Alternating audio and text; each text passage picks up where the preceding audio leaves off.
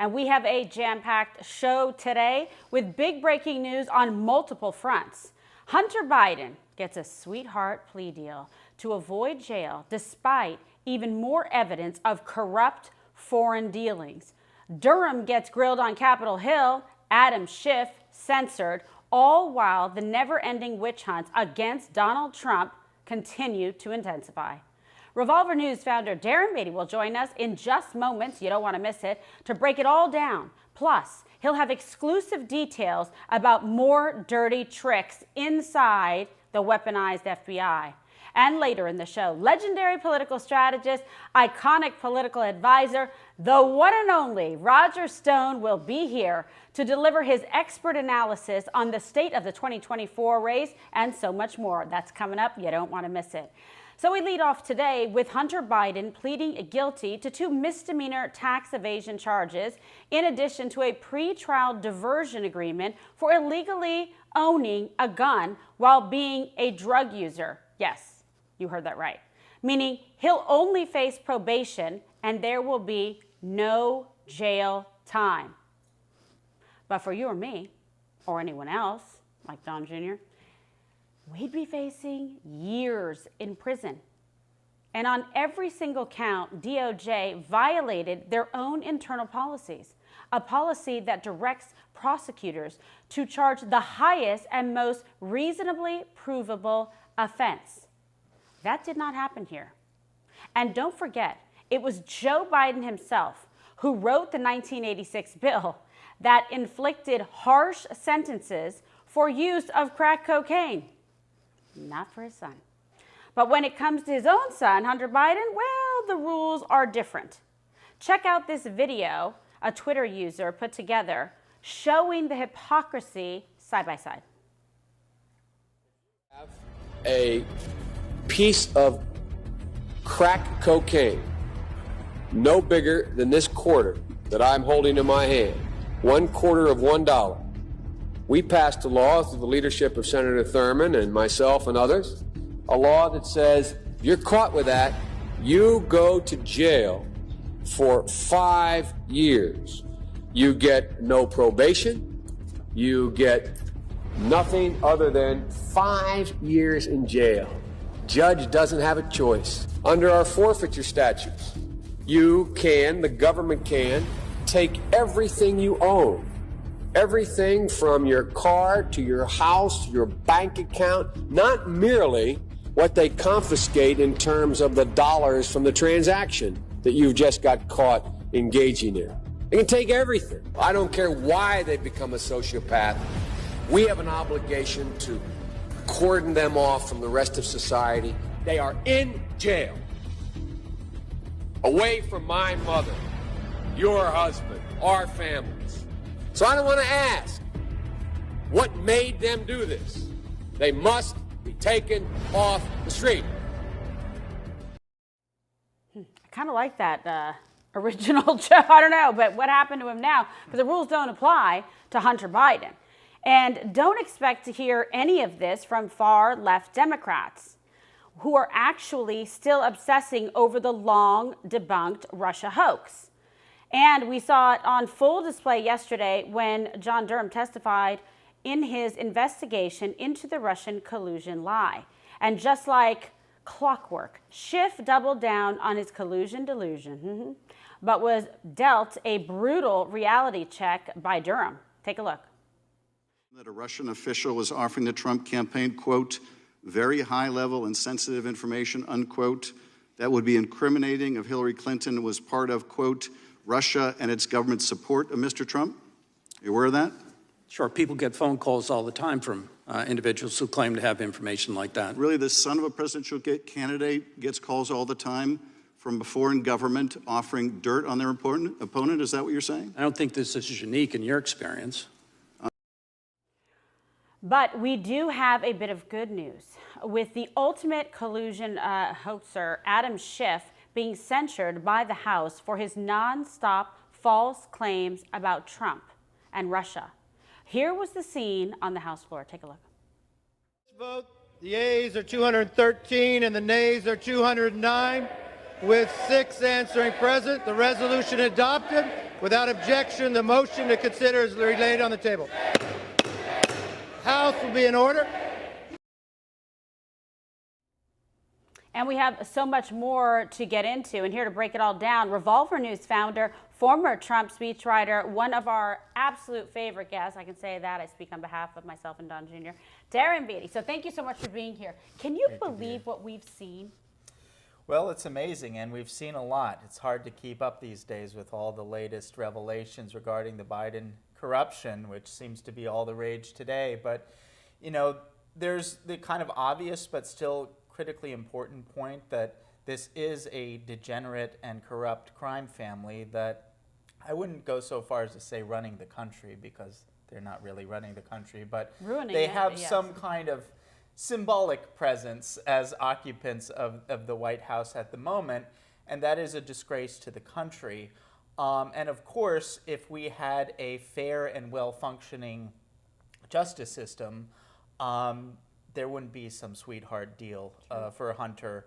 But there's another thing to point out, and this is just kind of adds to the disgrace, maybe an insult to the injury, is just how low level and sloppy the corruption actually is. You know, you would never see something this sloppy, for instance, from the Clintons.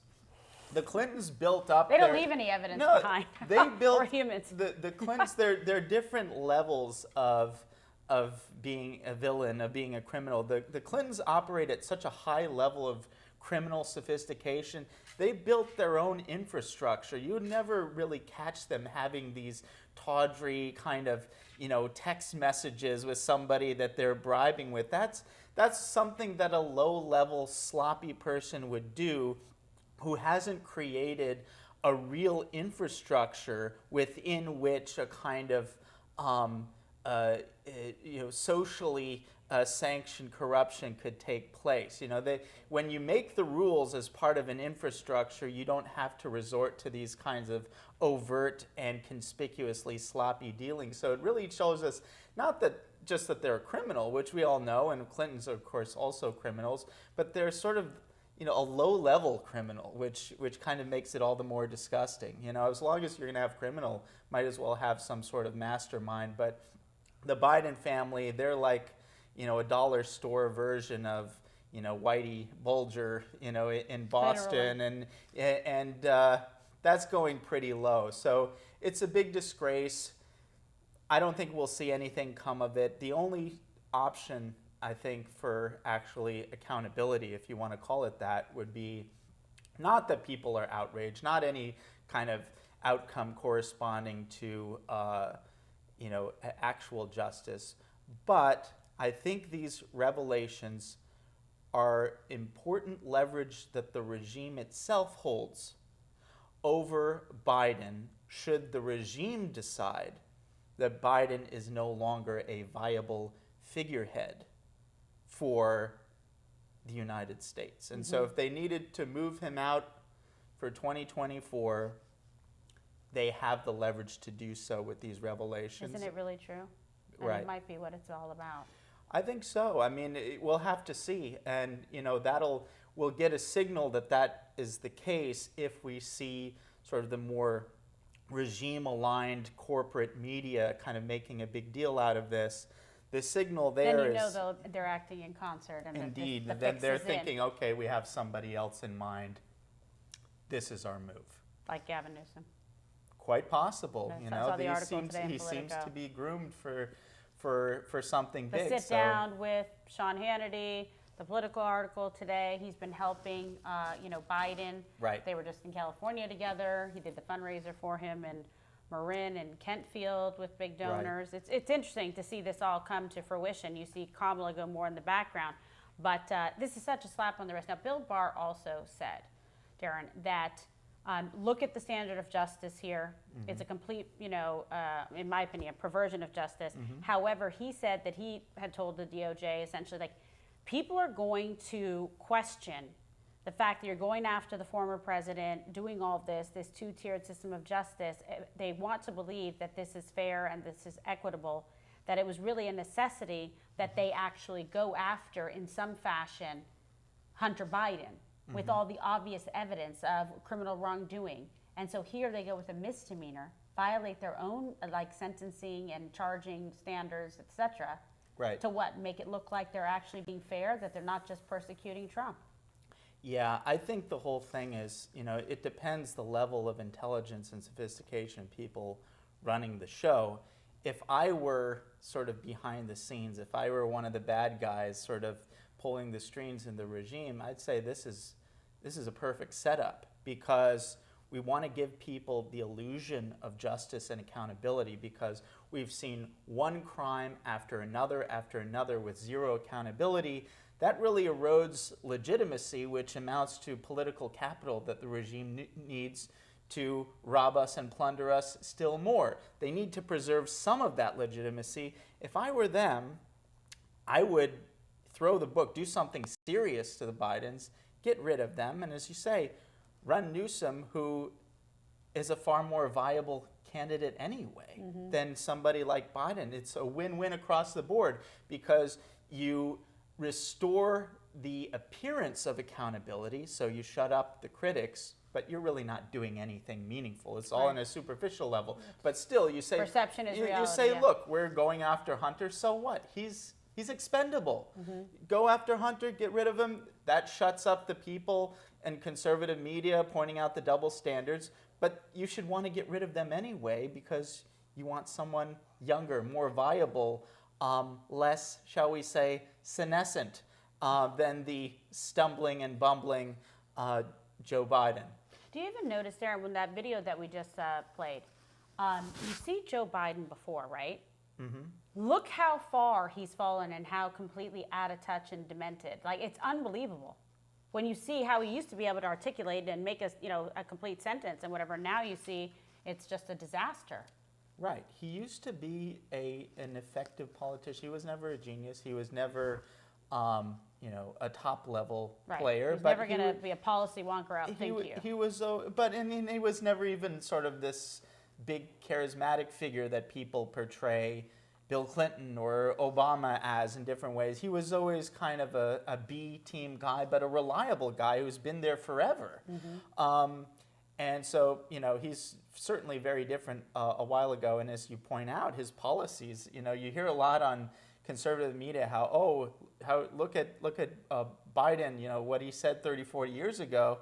I think Biden 30, 40 years ago had, decent policies when it came to a lot of things. I would love to see Biden 30, 40 years ago. It's the Biden now who is mentally not fit, ideologically not fit in any respect. And I'm not just saying that as somebody who is a political opponent who wants to, see Trump in the White House.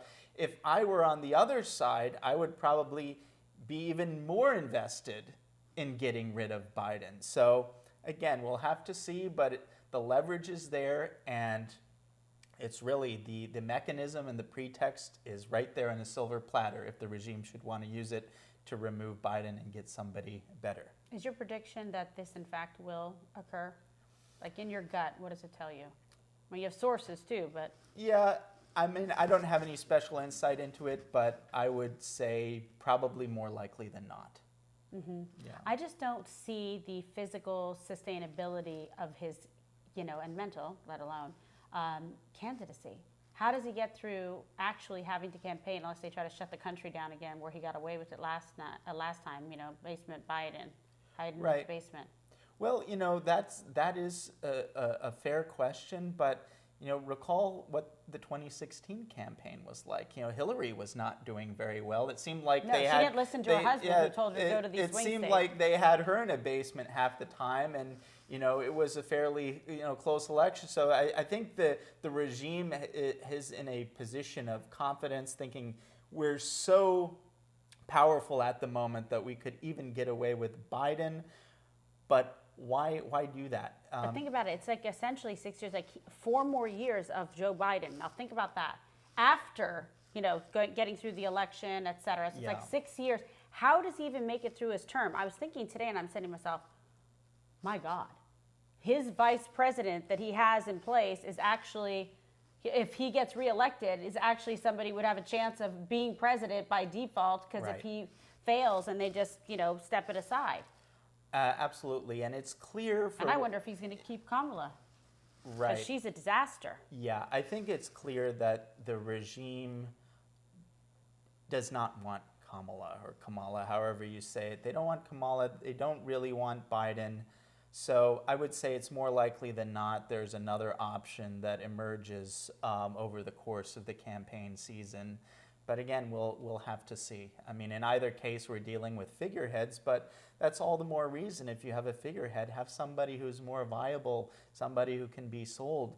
As you mentioned, I think somebody like Newsom could be sold. I mean, he's somebody who could, if he positions himself in the right way, fulfill the same function that Biden fulfilled for, say, Obama. When Obama picked Biden, it was, okay, we've totally ruined your country. We're totally dispossessing, the core of America, but we're going to have someone who could play the kind of minstrel act of the working class white guy. And in the case of Newsom, it's a different aesthetic, but it's still something that aesthetically can be sold as aspirational to the American people, that can occlude or obscure the damage that the Democrats have done in, basically plundering us into third world status. If they have Newsom there who's kind of younger, fresher, more charismatic, and they tell him, hold off on the woke stuff, kind of play the Biden game. He'll be how he used to be, Yeah. which is, it's what I always tell everyone, you don't understand, the whole Democrat Party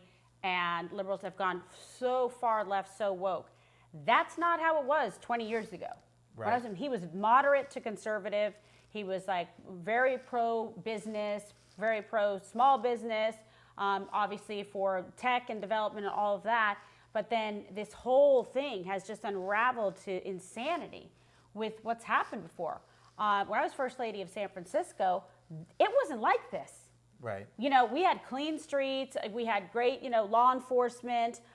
We didn't have all of this crime. Like, it's sad to see what's happened with these policies and with the left and with the movement and what's gone on here.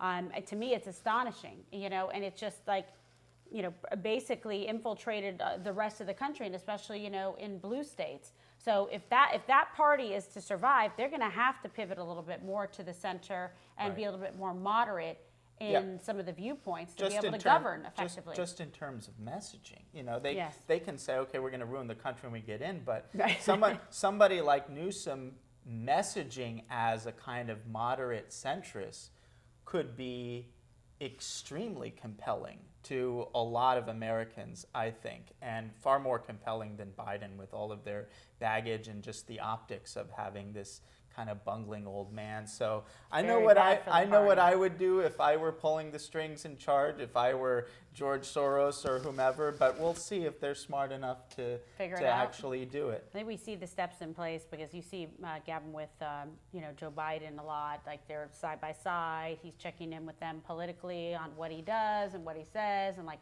checked in with them and let them know there's like a lot of coordination between their two teams, like when he went and did the Fox News interview.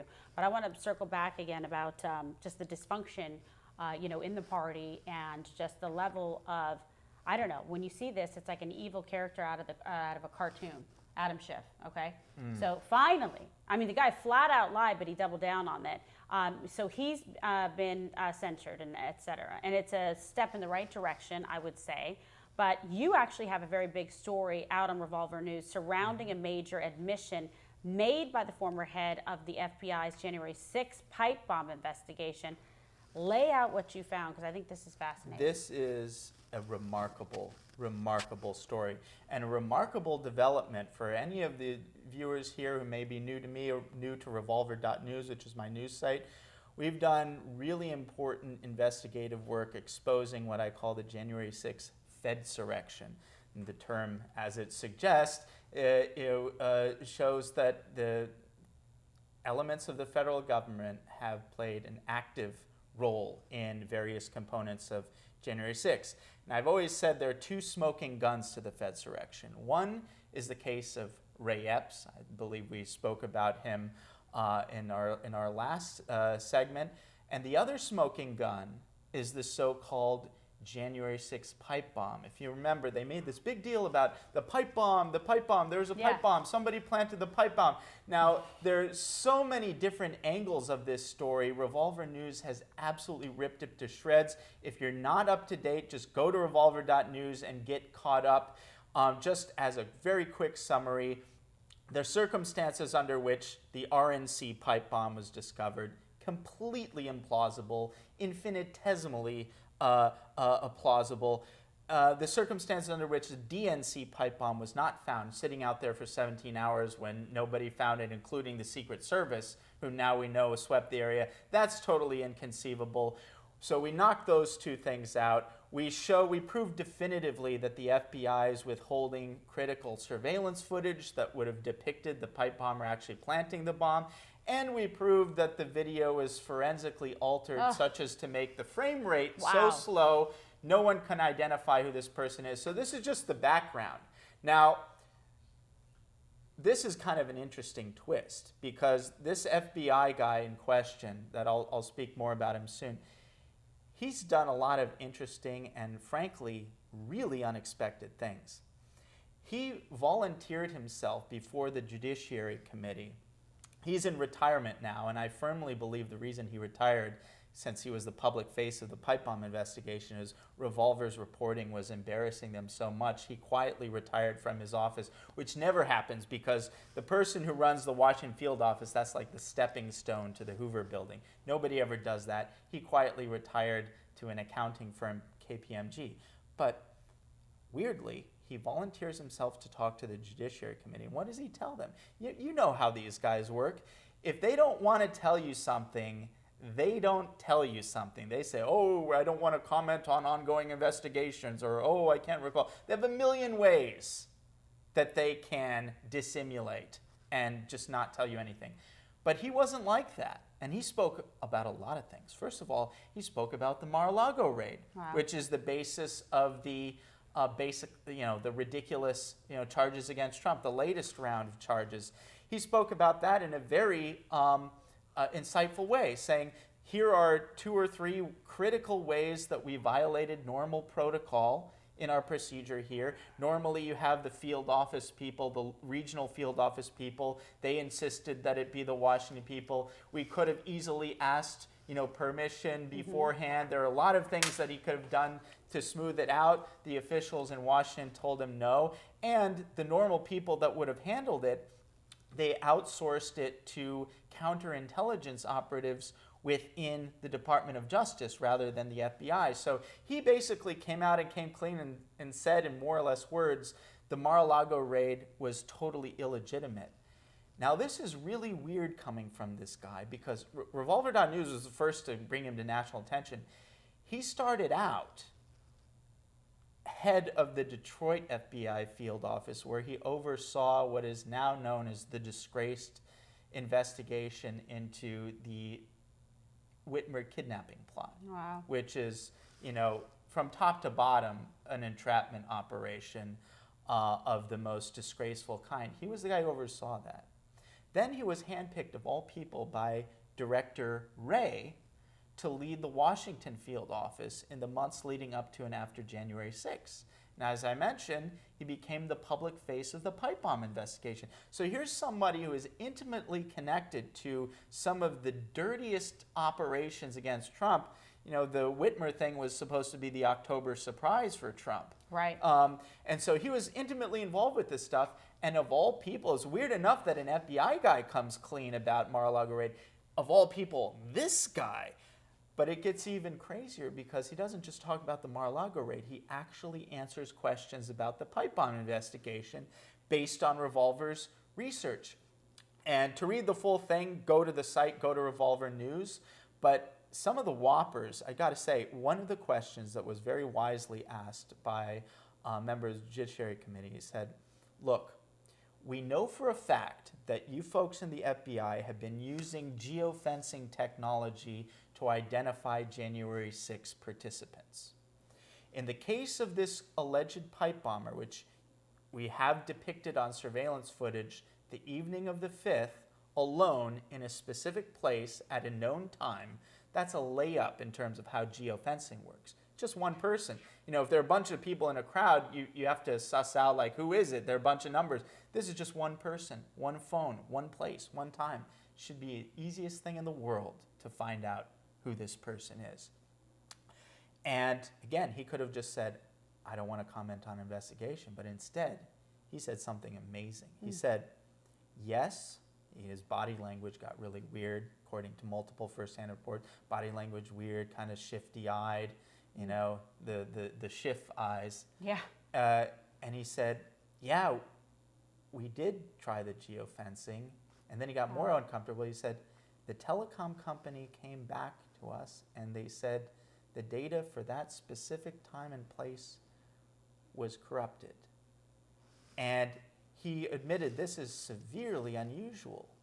And then he kind of grasped for air, saying, now, I don't want to encourage any conspiracy theories, right? But yeah, that's weird. I don't know what to tell you guys.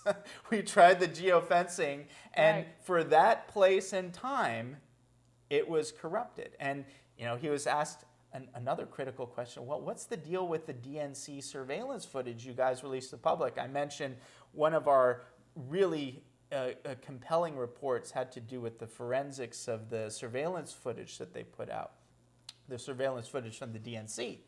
Now, look, the DNC is an important building. Right. The DNC has VIPs working there, has VIPs regularly coming and going. It, you know, remember the DNC, a break-in to the DNC precipitated one of the most notorious political scandals in our nation's history, namely Watergate. Right. Not to mention that the DNC building exists in one of the most crime-ridden countries in the cities in the country, Washington, D.C. So all of these things together, it's not like they're pinching pennies. They have a lot of money through their various corruption activities. So to tell me that their surveillance footage is of a lower quality than your average trash it's not believable. gas station, right, than your average McDonald's. McDonald's in East St. Louis has better surveillance footage than the DNC. That's not believable. And he admitted, yeah, I don't have any explanation for this. This is weird. He basically came forward and said, in more or less terms, this doesn't add up. Right. I don't know what to tell you. Startling admission. Yeah, the big admission, though, with the telecom thing, and look, I've teased this a little bit before, but I'll say more about it here with you. And then we're going to come back with you as well, because you're going to join us towards the latter part of I can save it. So let's do it. That's called a deep tease, because we also we have a bunch of it's blowing up in terms of the viewer questions and everything for you, which is exciting. Okay. So we'll ask you to stand by. We're going to come back to it. So you don't want to miss this. It's like a spy novel or something, right? It's like unbelievable. It's fascinating. And coming up, the one and only Roger Stone. He joins us with a behind-the-scenes look at the D.C. swamp, the 2024 race, and so much more. So make sure you like and subscribe here on Rumble at Kimberly Guilfoyle so you never miss an episode. And it is all of you who have made this show possible, along with our amazing sponsors like the great folks over at Goldco. Gold and silver can protect your retirement savings from inflation and dollar devaluation. Thanks, Joe. Look, we see all the economic warning signs, correct? We see banks collapsing. We see reckless spending. And I want you to be ready, because I'm ready, okay? With Goldco, you can take action to secure and stabilize your portfolio. Roll over your 401k or your IRA into precious metals and safeguard your savings. Protect your family. You can do this tax and penalty free. So from precious metals, IRAs to direct purchases of gold and silver, Goldco has helped thousands of Americans place over $2 billion in gold and silver. And when you open up a qualifying gold IRA today, get up to $10,000 in free silver. That's an amazing offer. So go to kimsmetals.com to learn more. That's kimsmetals.com. Now remember, Donald Trump predicted that Hunter would get a slap on the wrist, all while the 2024 frontrunner must defend himself endlessly against one witch hunt after another from a totally corrupt justice system. The 45th president posted on Truth Social, quote, "It's all about election interference. They don't want to run against me. I ran twice. I did much better the second time, getting millions and millions of more votes than the first, a record for a sitting president. and I am leading Biden in the polls by a lot. Well, he was right about Hunter, just like he was right about the Russia hoax and right about the illegal spying on his campaign.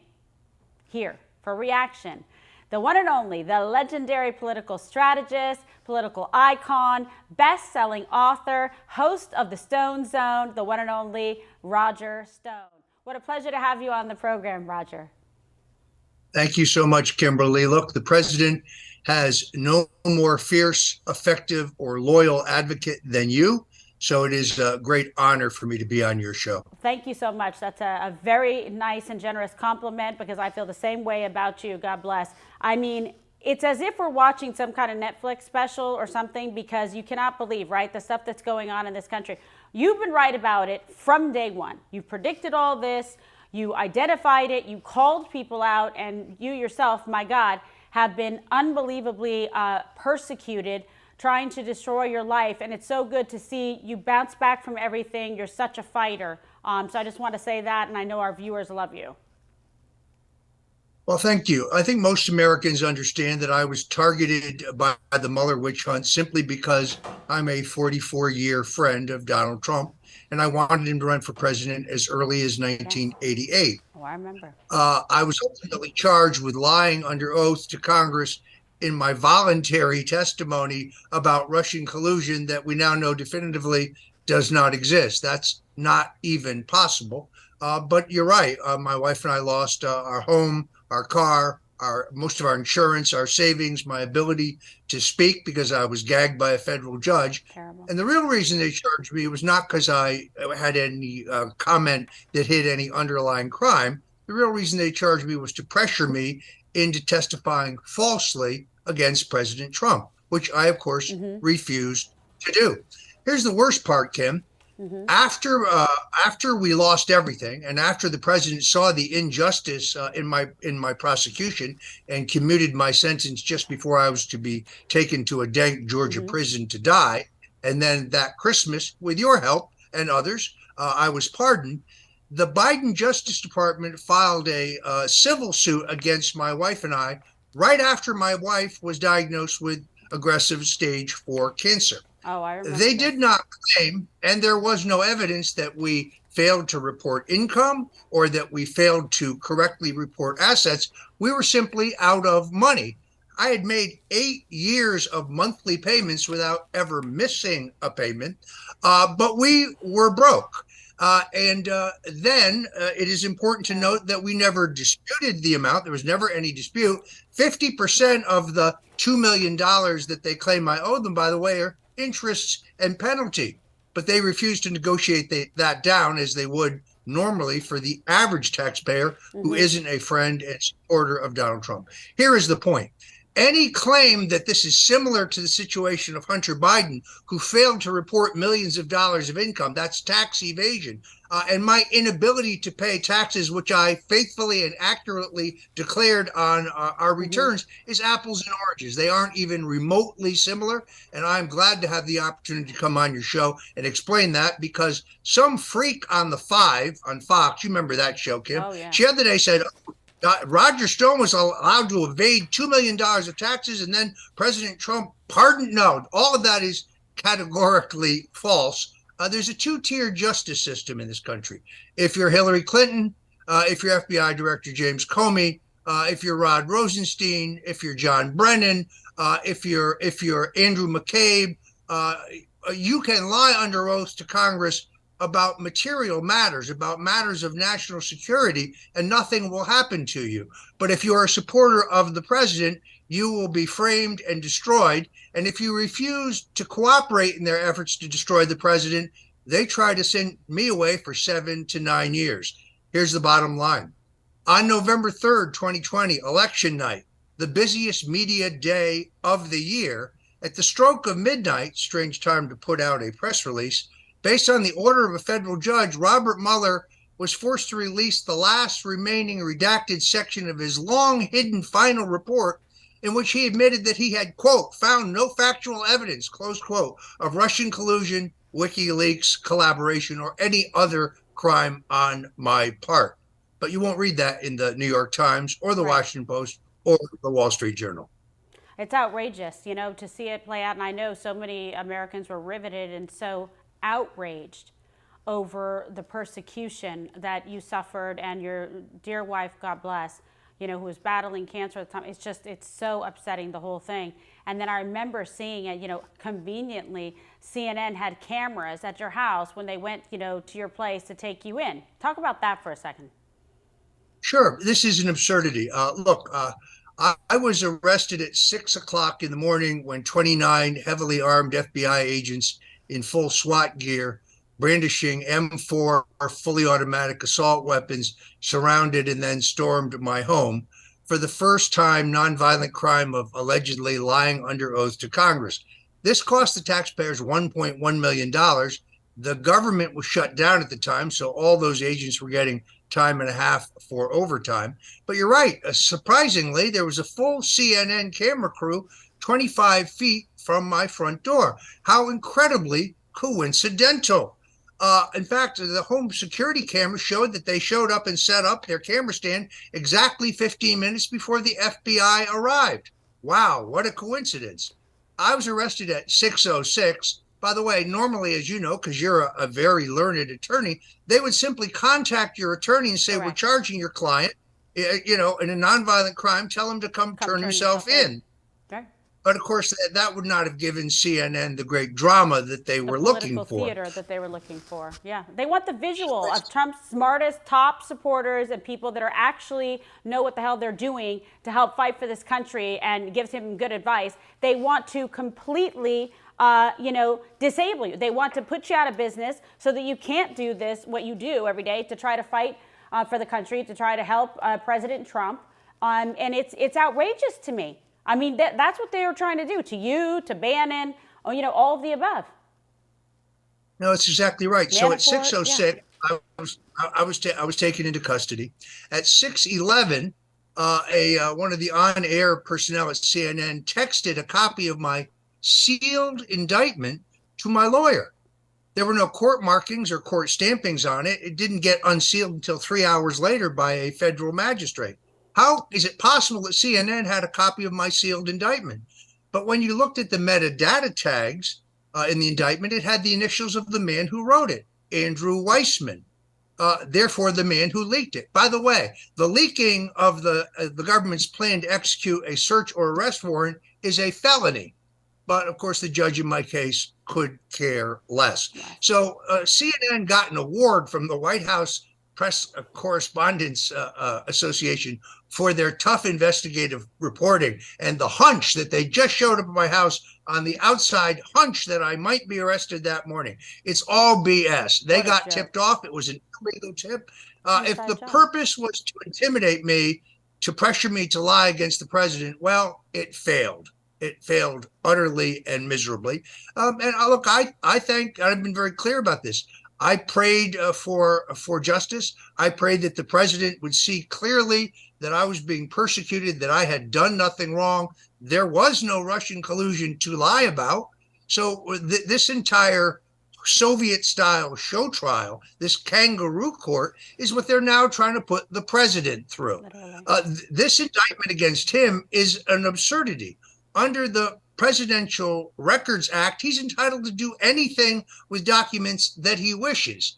They have brought this under the wrong controlling law. It is not governed by the Espionage Act of 1917.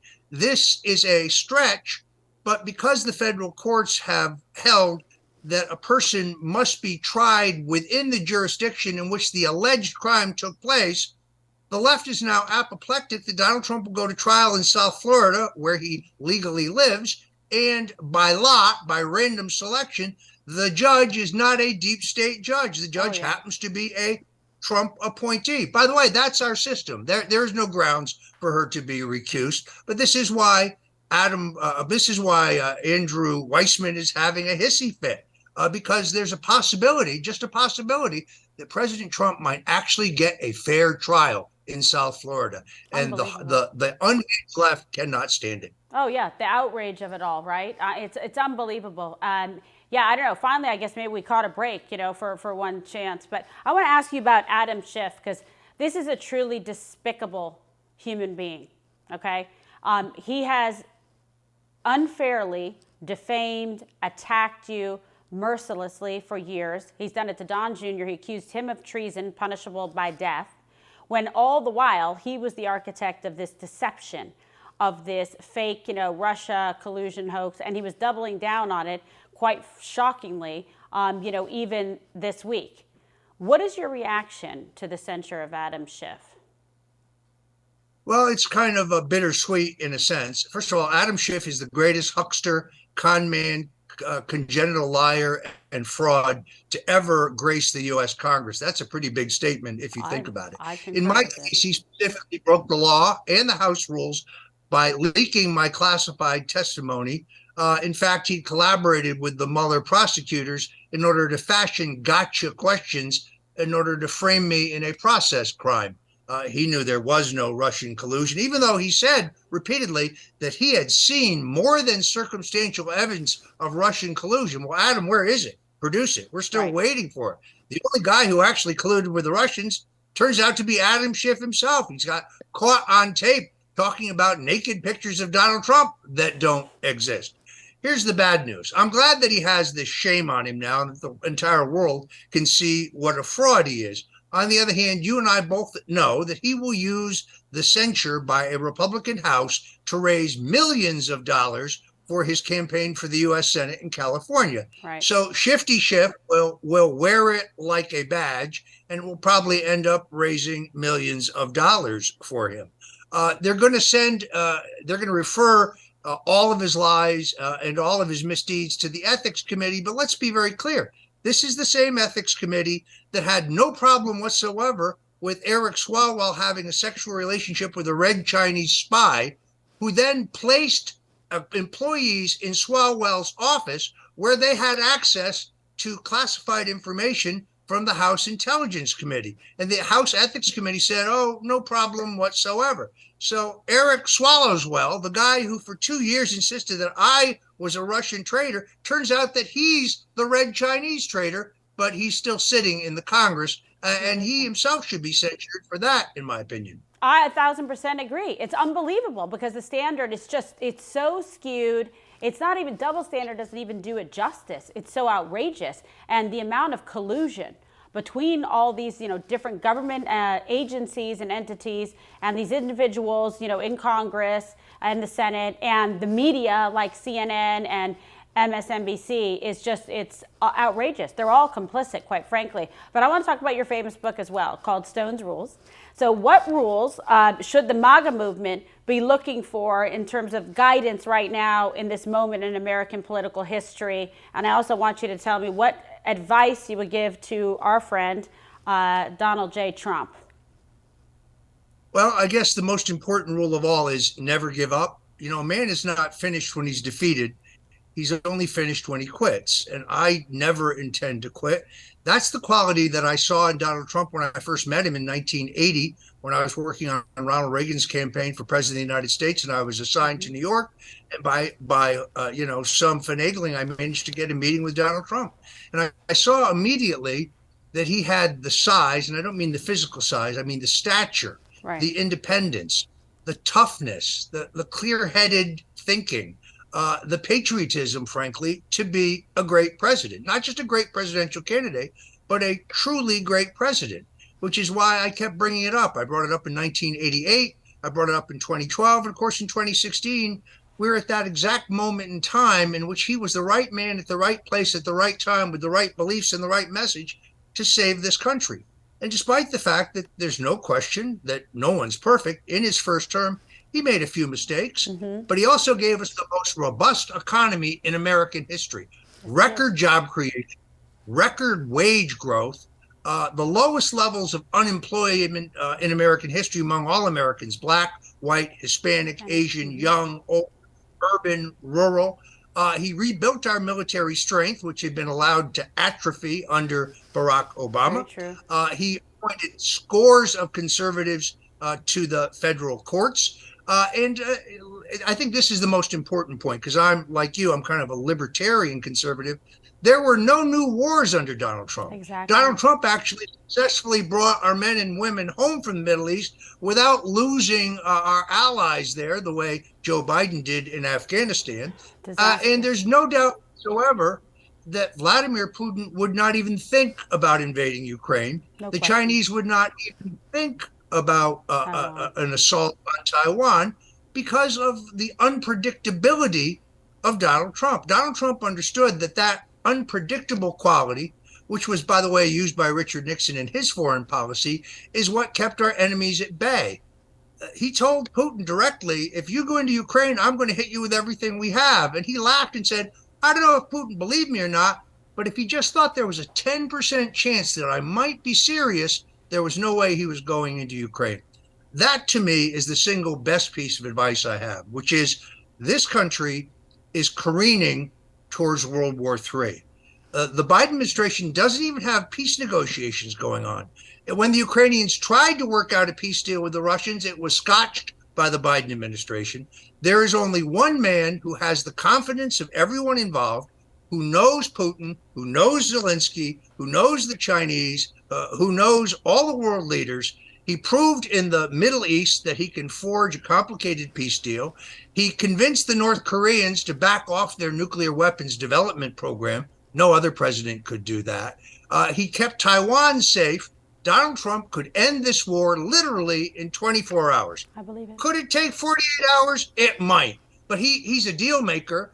Everybody involved in the process trusts him and knows his word is good. He could solve this very quickly. He's the only presidential candidate that could.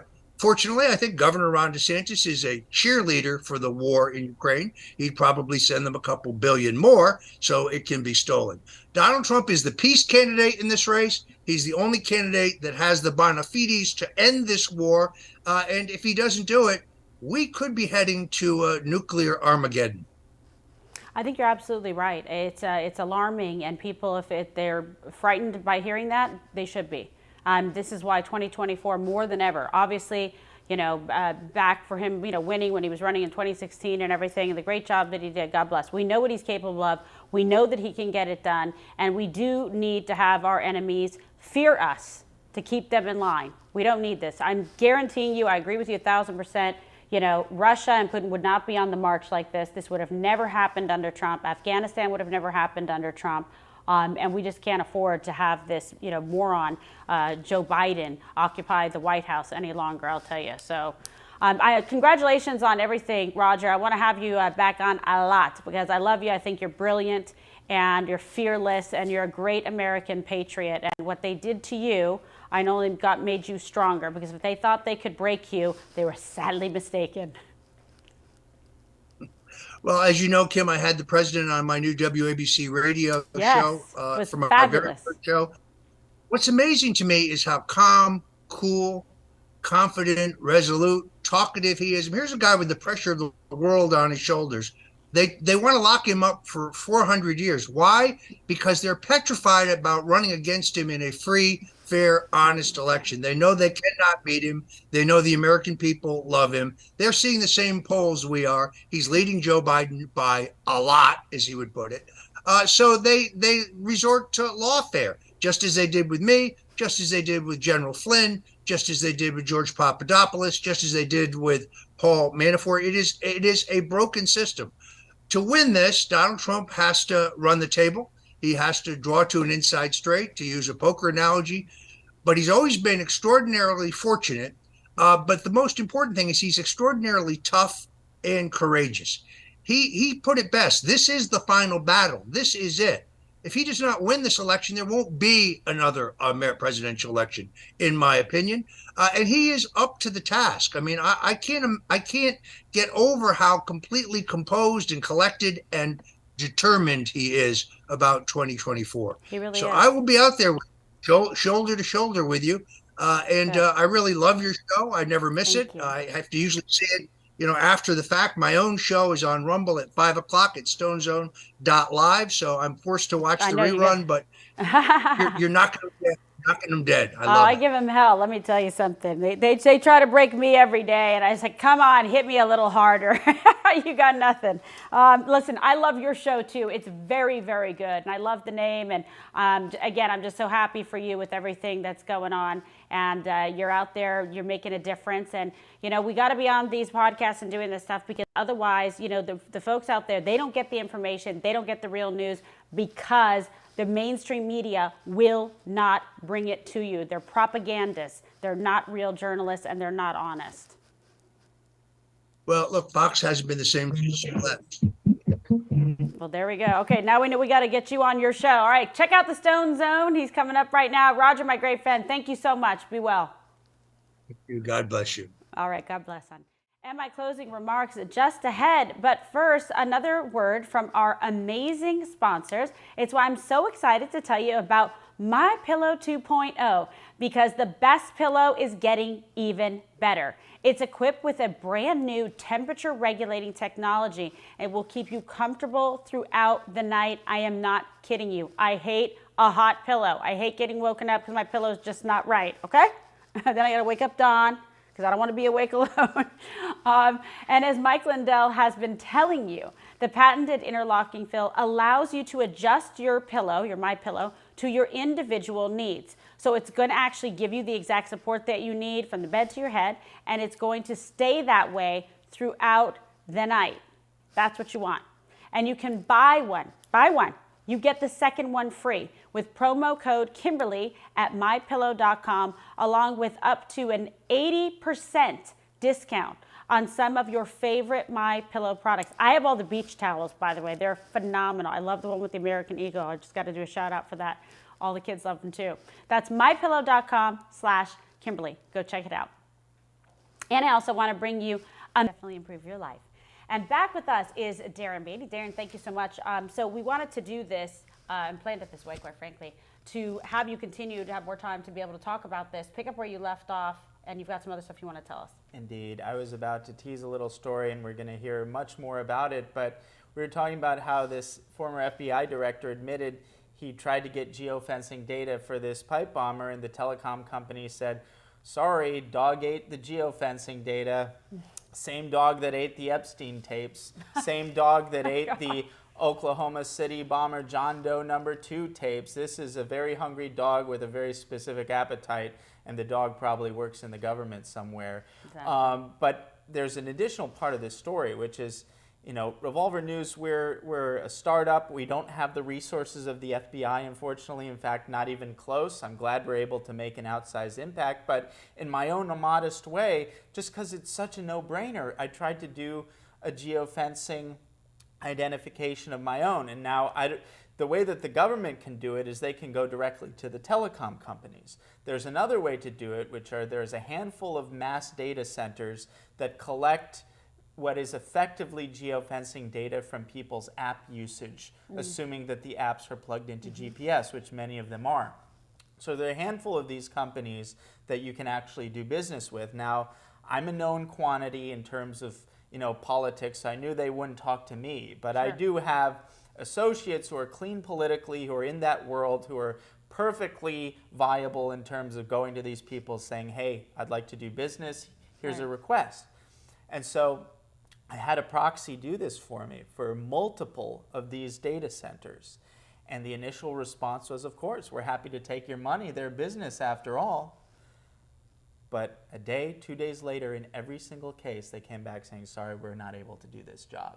And so that's like an additional confirmation that there's something deeply sensitive about this geofencing data that they don't want us to know who he is. And, you know, it has to happen on a pretty high level to be able to just, you know, bleach bit the telecom data. You know, it has to happen on a very high level. So this is a developing story. I'm not giving up. There's something big in the works, but we'll just have to wait for that. Something big in the works. I'm not going to stop, and people need to join this fight because we're so close. We've basically destroyed the official narrative in the pipe bomb, but we want to get to the finish line. We want to find out who it is because we know it's not going to be the MAGA terrorists that they're trying to portray it as. And it would be so satisfying to just finally complete it, say, here's who it was, here was the cover-up, you're caught dead to rights, and it would be a huge blow. Not that there haven't been blows, but you don't often get something that's that clean, and we're so close. So I encourage everyone, support our efforts, support Revolver News. They can go to your website and you can actually make a donation. They can go to the website, and I'd like to just describe one other victory. We'd had several recently. Another victory was way back in the aftermath of the January 6th Fedsurrection. Biden delegated his brain-dead, sec-def Lloyd Austin to conduct an ideological purge of the military. Now, Revolver News reported the person who is designated to lead this purge, a person called Bishop Garrison, who is also basically brain-dead and I suspect subliterate. I would be surprised if he could actually read. Like, I'd like to get a book and find out what the reading level is. But he does know how to tweet.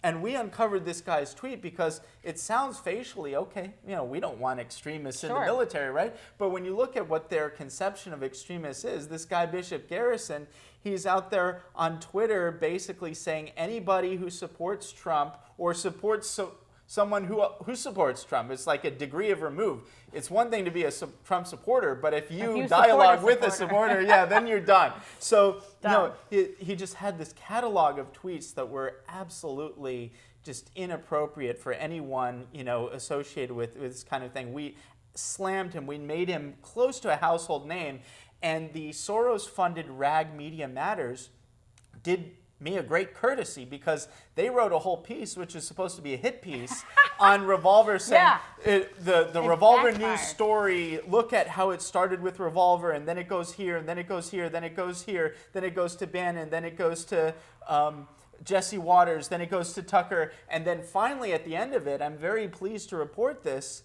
they actually, quote unquote, neutralized the operation within the Pentagon. And this is what the Soros people were complaining about. So I would say that's a great victory too, that this was actually neutralized. But the Soros Rag Media Matters, they hate us. They have a full-time woman who's like more psychotic than any stalker ex, who used to go like, whenever we had advertisements, she would just go whine and whine and whine and nag, whatever company it was, and say, how dare you have these conspiracy theorists and these people, COVID denialists and all this kind of stuff. And unfortunately, it would work. And she, she's like a very annoying mosquito. People say mosquitoes is trivial, and a low life form, but they can cause a lot of damage. Oh my God, I have so many bites right now. They can cause a lot of damage. And the thing is, she, among other things, got us deplatformed from over 5 different email sending companies. So we're sitting on top of hundreds of thousands of email signers. People want to get our great content, and they weren't able to do it. It took over a year to build our own. They say build your own. We actually did that, and I can't get into how we did it because they'll try to attack those. But we have a much more robust system now. Our email system is up and running despite Soros' best efforts. So I would also encourage people, go to revolver.news and sign up for the email, because I promise you that will infuriate this woman who's probably digging through someone's trash at this very moment. It's unbelievable how bad they are there. They have no dignity. They have, RDS, Revolver Derangement Syndrome. Right. No, it's crazy. It's God. The level of dignity is so low. It's sewer level. But well, she must be must be imploding. She's like one of those chicks on the internet that are like screaming, "Wah!" because you keep winning, and we're gonna keep having you on. So yeah, we used to deal with those guys. Oh my God, Media Matters all the time. They were always writing about me over at Fox. They're the worst, but you're the best. All right? Thank you. You're the best. Chasing it down. I'm so excited about this story. You can't let it go. You're this close. We got to get there. We're we're so close to the finish line. All right, so well, stay we're rooting tuned. for you. So you got to support this guy, okay? So go to his website and give him some dough so he can catch the bad guys. All right, and in closing tonight, at a time when we face such massive institutional corruption in every corner of our society, now more than ever, it's time to stand strong for America First principles. It's the focus of my new column in the Washington Times titled, MAGA Hat Stays On. The people choose their president, not the federal bureaucracy. It lays out how more and more Americans are waking up to the existential threat posed by a two-tiered justice system, a wide open border, surging costs, growing threats abroad, and Joe Biden's undeniable cognitive decline. And there's only one man, Donald J. Trump, who is fearless enough, strong enough, and bold enough to take down an entrenched political swamp that continues to undermine American prosperity while putting us on a path of decline. Don't let the corrupt media establishment or other candidates rewrite American history. America was in good hands under Donald Trump and will be again. And now the stakes are too high to roll the dice on a rookie or on a rhino or anyone else who's going to need training wheels to try to pedal into the Oval Office. We need Donald Trump, who is ready for this fight and this job on day one. And we're also ready here, right here on Rumble and at Revolver News, where we reject the false narrative and always seek the truth. So be sure to like and subscribe to my channel at Kimberly Guilfoyle and Donald Trump Jr.'s channel. You'll be seeing Darren Beattie very soon, 6 o'clock on Monday on Donald Trump Jr.'s show. Turn on notifications, download the Rumble app, and tell all of your friends so they know exactly where to find us. And also be sure to follow us across all platforms, Twitter, Truth Social, Facebook, and Instagram. And don't miss Don Jr.'s big show tonight at 6 p.m. Eastern. He's going to be covering all the big breaking news. And if you would, hop over for a moment over to Locals for a live